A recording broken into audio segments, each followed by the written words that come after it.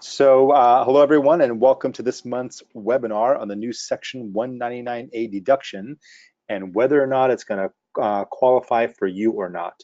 And this is primarily for business owners. So this webinar is part of a series of monthly webinars that we do for our clients and the public on important subject matters. And today's is really important because it affects a lot of people. My name is Ara Oghoorian. I'm with ACap Asset Management. We are both a CPA firm and a private wealth management firm located in Los Angeles. Feel free to ask your questions in the box below and I will get to them at the end of the presentation. So go ahead and start putting your questions in at any time and I will get to all of them, I promise, by the end of the presentation. So let's go ahead and get started.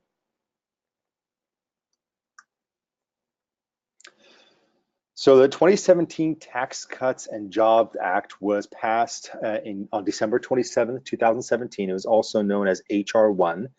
Now, it was met with immediate excitement among Americans and then confusion among business owners as they started reading the fine print, especially regarding the Section 199A deduction that we're going to go over today.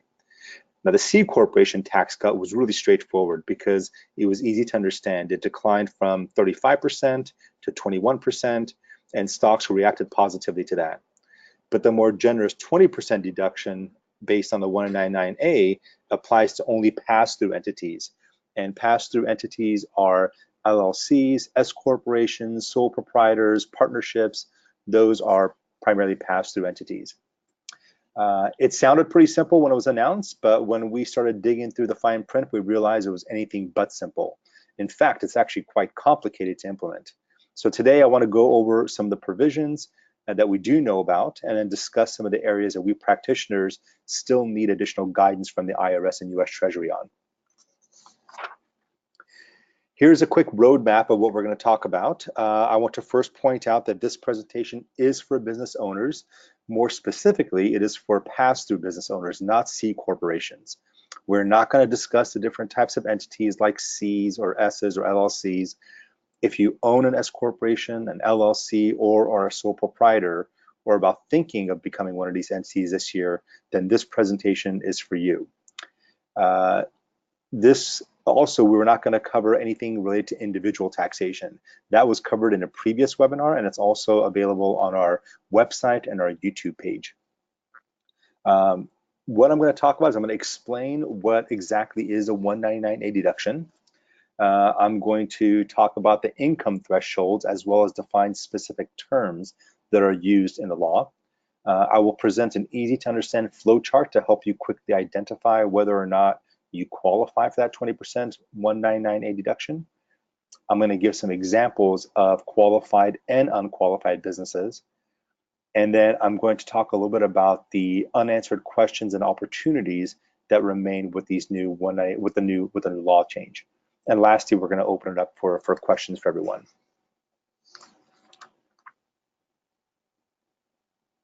For those businesses who qualify, the 199A is a very generous 20% deduction on net qualified business income, QBI for short. It could be a significant savings, again, for those who qualify. Now, I'm going to discuss later what net qualified business income actually means. As I mentioned earlier, the deduction is only available to pass-through entities. Pass-through entities are S corporations, LLCs, and sole proprietors, and partnerships as well. But specified service trade or businesses cannot take the deduction if their income exceeds a certain phase-out limit. And I will go over those phase-out limits later in more detail. But really quickly, those phase-out limits here are $157,500 for someone who is single and $315,000 for someone who is married filing jointly. And again, this is taxable income. It's not your AGI. So taxable income is a little bit more malleable and manageable than AGI is.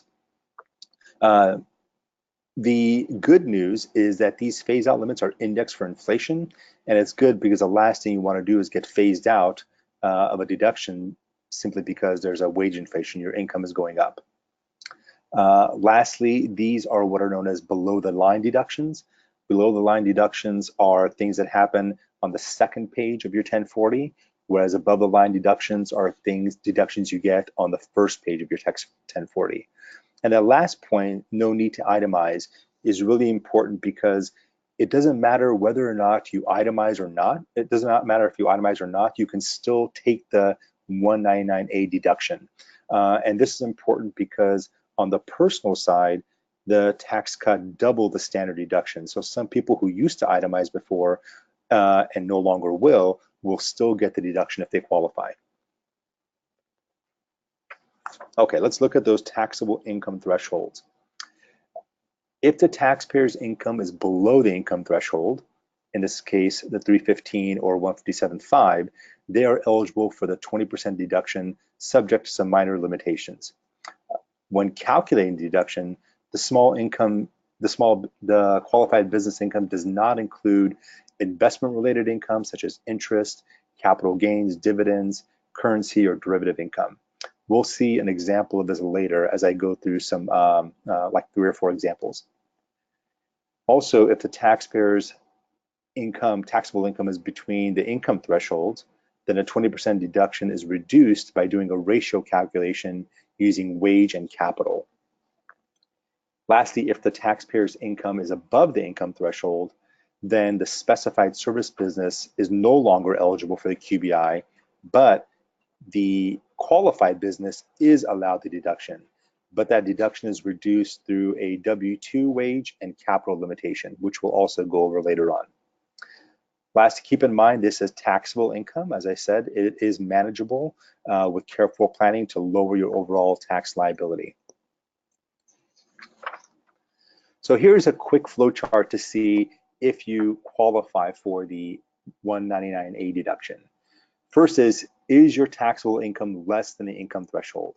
If it is, then you move over to the right. So for example, if you're a medical office and your income falls below that threshold, you move over to the right and you can get the 20% deduction subject to some minor, the definition sounds more complicated than it is, but we'll go through an example where you'll see how clear-cut it is for someone who's below that income threshold.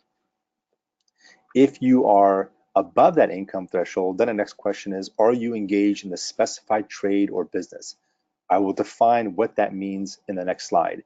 But if you are, you cannot take the QBI deduction. So if you are in a specified trade or business, you are not eligible to take the QBI deduction if your income exceeds that taxable threshold that I mentioned earlier. If you're not engaged in a specified trade or business, such as, let's say if you're a clothing company or a winery, then you are eligible for the QBI. And then you have to do this calculation of your W-2 wages and unadjusted basis in your qualified property. We'll go through an example of that together as well. As you can already see, it's depending on where you're at, it does become really complicated, especially when the calculation comes into play, which we'll go over later. So how do we do that calculation for the 199A? So if your taxable income is above that threshold, then the calculation is as follows, and is limited to the greater of 50% of your W-2 wages of the qualified trade or business, or 25% of your W-2 wages plus 2.5% of your unadjusted basis of qualified property.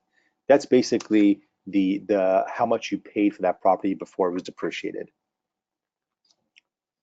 So before we go any further, let's go over some definitions. What exactly is qualified business income? According to the section 199A, it is a net amount of qualified items of income, gain, deduction, and loss with respect to any qualified trade or business of the taxpayer. Such items shall not include any qualified REIT dividends, qualified cooperative dividends, or qualified publicly traded partnership income. Now, if you're scratching your head wondering what this means, you're not alone.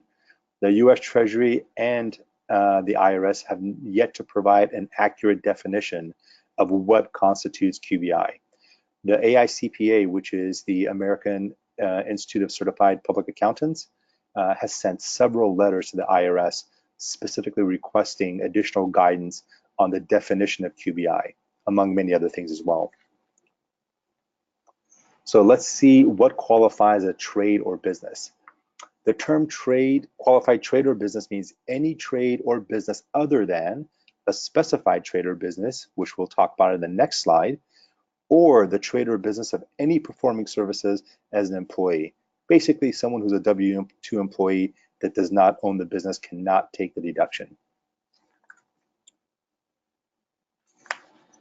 This is where it gets really hairy. So the specified trade or business, I'm not going to go over the actual definition, but I want to point out, actually, let's go ahead and read it. I'll read it because I think it's important for the last part. Is any trade or business involving the performance of services in the field of health, law, engineering, architecture, accounting, actuarial services, performing arts.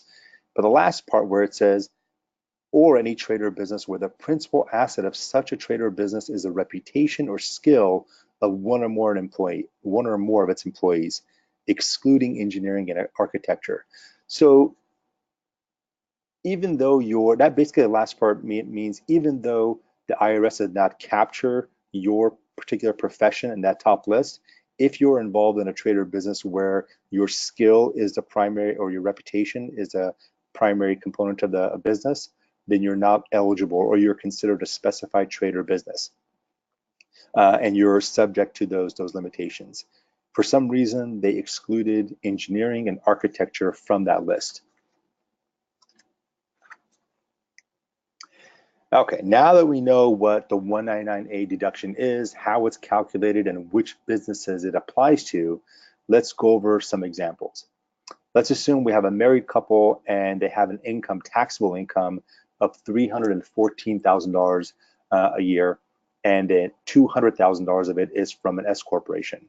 Now you'll notice it's $314,000, just under the cusp of that $315,000 limit. Let's assume the S corp is a doctor's office. It's engaged in a specified trade or business. So in this case, the couple would be entitled to the entire full 20% of the deduction. That's $40,000, $20,000 times the QBI, which is the income from the S corporation. That is a huge tax savings of $40,000. So in this case, the couple would benefit from the new Section 199A deduction. Now let's continue with the same example. Basically, the only difference is now this couple has $20,000 of net capital gains. We go through the same exercise, but now the QBI deduction becomes the lesser of either the $40,000 or any income above the net capital gains. So essentially, they take capital gains, they subtract out of the taxable income to determine what that QBI amount is, and we take the lesser of that amount. Now you might be thinking, why are we removing capital gains from the taxable income component? And it's actually quite simple. It's because capital gains are already taxed at a very favorable rate of 20%. Interestingly, this does not differentiate between short-term capital gains and long-term capital gains, which are not taxed the same way. Short-term gains are taxed at a higher rate, but long-term gains are taxed at a lower rate. So in this case, again, the QBI deduction for this couple would still be $40,000.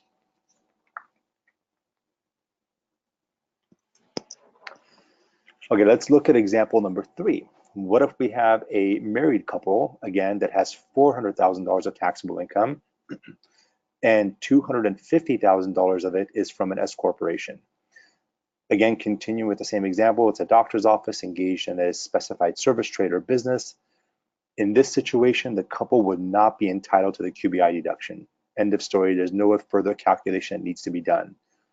But even though they don't qualify on the business side, keep in mind that on the personal side, the tax brackets widened. So this couple will still benefit from the new tax law that passed because their income would still be taxed at a lower rate. They just would not qualify for the qualified business income on the business side. Now let's look at an example of a couple that is not engaged in a specified trade or business. So in this example, we have a married couple that makes $600,000 a year in taxable income. $400,000 of it is from an S corporation. Now let's assume that S corporation is a clothing company, which is considered a qualified business because they basically sell clothing. It's not the skill of the person who's involved that's generating the income. Although that also is questionable by a lot of people. The S Corp in this case has $100,000 of W-2 wages and $1.5 million of unadjusted basis in qualified property. Essentially, they bought a building for $1.5 million. That's the amount that is non-depreciated. So when we do the calculation, the deduction is limited to the greater of 50% of the W-2 wages, or $50,000, or the sum of 25% of the W-2 wages plus 2.5% of the unadjusted basis in the qualified property. So in this case, when we do that calculation, it comes to 62.5. Now, since they get the greater of it, this couple's deduction would be $62,500. Not a bad deduction for someone making $600,000. That's, again, a pretty big tax savings. Although this is a relatively easy example, it's always not this straightforward. There's a lot of other moving parts to calculating this 199A deduction, but the end result ultimately does end up being a pretty big tax savings for businesses. Now let's talk about some of the unanswered questions and opportunities that arise for with this 199A deduction. For example, we don't know if the deduction applies to a fiscal year-end business and how would that apply to them. So for example, let's assume we had a business where the fiscal year-end is June 30th. In 2018, half that income would be earned in 2018, half that income would be earned in 2017. Does that mean that they would still take the deduction for the entire 12 months, or would it only be for the 2018? We need guidance from the IRS on that. Next is, how are tiered entities treated? A tiered entity is basically when one entity owns another. What if we have a situation where there's a qualified entity that owns a non-qualified entity? Are they disallowed from the deduction, and how does that work? Also, we need guidance from how multiple entities are treated. Are they netted against one another, especially if they have losses? Right now, the law says that each entity has to calculate its own QBI, but once they're calculated, again, are they netted or are they taken independently, and then that amount's summed up together? I talked about the definition of QBI, and it's very vague. We still need to find out what the definition of QBI is from the IRS, because there's still a lot of ambiguity whether or not certain income is considered QBI or not. For example, W-2 income from an S corporation, because an S corp has to pay a reasonable salary, is that considered QBI or not? Next, we need to find out whether losses from prior years can be carried forward, and how are they treated against future QBI? We need clarity on that as well. And then last, the 199A is scheduled to expire in the year 2026. We need to find out if it's going to be permanent or if it's going to be temporary. If it's going to be temporary, then businesses really need to do some calculations to see, does it make sense to change their entity structure to be able to take advantage of this new QBI law that went into effect, which is, again, a big difference.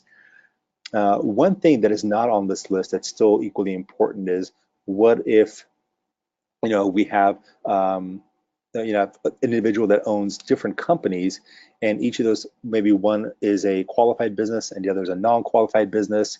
Again, do they net those out? Does one negate the other? We still need some clarity from the IRS and US Treasury on that as well.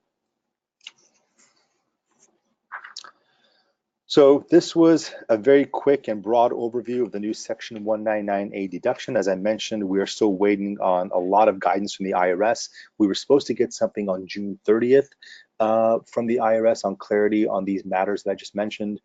That was postponed to July 31st, a self-imposed deadline by the IRS. So we're going to find out tomorrow whether if they're going to give us some more clarity on that or not. But obviously, if they do, then we are going to update our website and update our blog to notify everybody.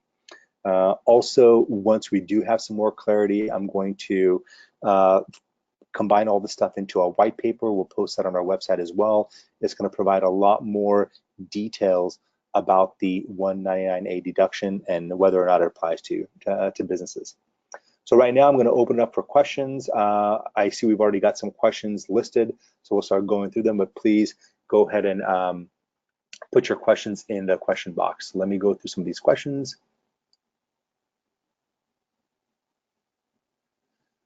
So we've got one question: what if we have a service business, a specified service business that also sells medical equipment or also sells something that would not be considered a service business?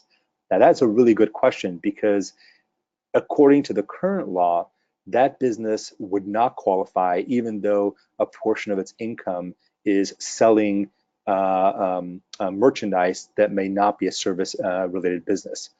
What some practitioners have been talking about is maybe separating those entities, if it makes economic sense, into two separate businesses. So if you separate into two separate businesses, you have one that's a qualified business and one that's a non-qualified business. And hopefully once we get some clarity from the IRS on the qualified business, we'll be able to take the full 20% deduction. So a really good question, but the jury's still out on how that is actually going to be calculated.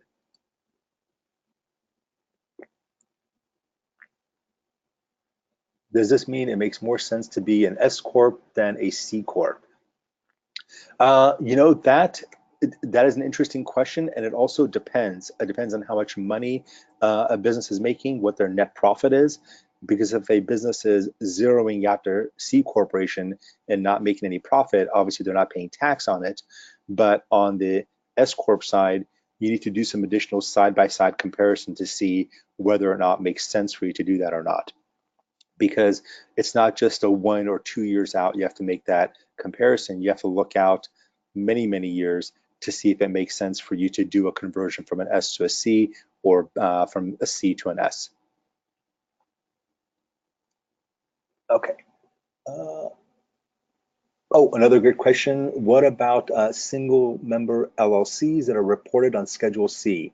They do qualify for the Section 199A deduction, which is a great question. So most people that own real estate have them in an LLC, and if it's with a spouse, then you can have what's called a single member LLC. It's not reported separately on a 1065 tax return. It's reported on your personal tax return or Schedule C, and it does qualify for the 199A deduction. But what is confusing about that, most tax practitioners agree that it would qualify, but what's confusing is in the QBI definition, there's no indication that real estate is part of that income. So once we get guidance from the IRS, which AICPA has asked for, whether or not real estate is qualified or not, then we'll know for certain that a single member LLC, especially if it owns real estate, will qualify or not. So that's a good question. Okay. One more question we have is when should we start planning for what to do with our taxes for 2018? I would say start planning right now. Meet with your accountant, your CPA, start doing some projections based on what your 2018 income is, what you anticipate paying as a salary, whether or not you would qualify for the QBI. If your income is above that threshold that I mentioned earlier, the phase-out threshold, find out ways to reduce your taxable income. As I said earlier, taxable income is manageable through a variety of careful tax planning strategies. So if you are above that threshold, try to get it down to that threshold so that way you can qualify for the QBI deduction, especially if you're a specific qualified business, a specific service business that you'll get phased out after you go above those income limitations. Okay, so I think those are all the questions we have. I want to thank you for participating in this webinar. We will have this is being recorded. It's going to be on our website. We'll have it on our social media platforms. If you've got any other questions subsequent to this, you can always email me or you can contact us on our website. Thank you again, everyone, for participating, and have a great rest of your day.